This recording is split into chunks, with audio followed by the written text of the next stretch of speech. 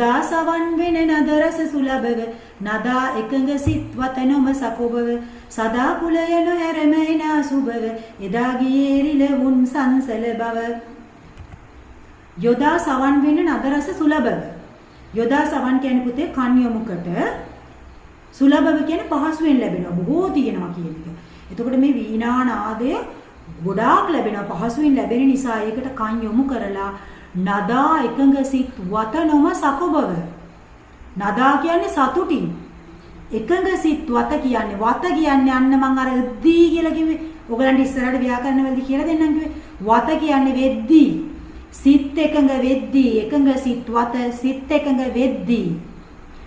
නොම සකොබව කියන්නේ නොකැළඹෙවි. සකොබ වෙනවා කියන්නේ පුතේ කැළඹෙනවා. නොම සකොබව කියන්නේ නොකැළඹෙවි. සතුටෙන් සිත් එකඟ වෙද්දී කැළඹෙන්නේ නැතිව සදා කුලය නොහැරම එන අසුබව. සදා කියන්නේ හැමදාම, කුලය නොහැරම කියන්නේ පුතේ පරම්පරාවේ පුරුද්දට අසුබව, අශෝභනම පරම්පරාවේ පුරුද්ද කරන අය. එදා ගියේ රිලවුන් සංසල බව. සංසල කියන්නේ චංචල, දඟලන එක. රිලව් කියන්නේ එක විදියකට ඉන්න පුළුවන් කට්ටිය නෙමෙයිනේ පුතේ. රිලව් කියන්නේ කොයි වෙලෙත් දඟලනවා. දඟලන කට්ටිය තමයි රිලව් කියන්නේ. හරිද? මේ රිලව් මොකද වෙන්නේ?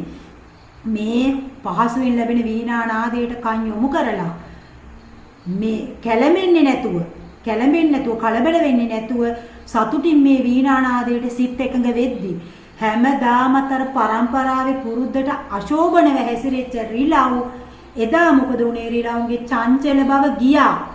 චංචල බව නැති වෙලා ගියා. දැන්